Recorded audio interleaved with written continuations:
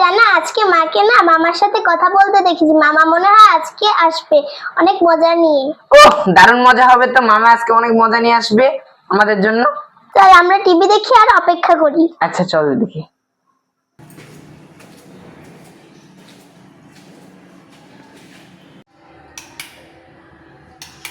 কি রে, মামা এসেছে, মামা এসেছে। মামা এসেছে, মামা এসেছে, তাড়াতাড়ি যাও দেখো। আসসালামু আলাইকুম। ওয়ালাইকুম আসসালাম। তোমার ব্যাগটা গিয়ে আমার কাছে দাও। ব্যাগ দিয়ে কি হবে মা? তোমার ব্যাগের মধ্যেই তো মজা আছে। নাও তাহলে ব্যাগ।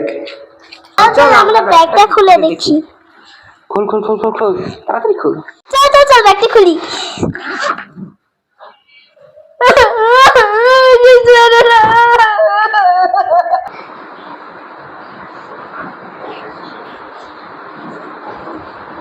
নুহামা, এদিকে আসো।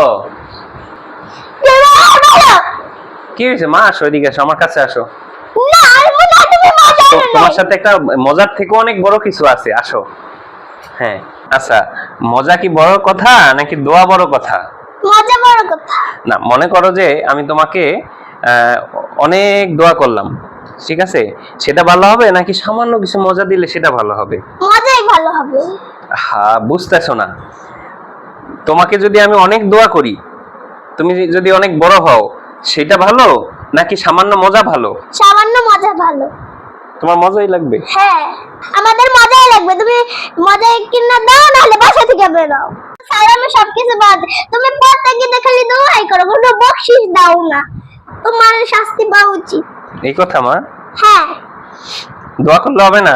না মজাই লাগবে। মজাই লাগবে। হ্যাঁ এজন্য নোরা বলতে পারে না যে বকশিশ পায় না। এবার আমি আর নোরা বললে আমাদের বকশিশ আর মজা আদায় করব।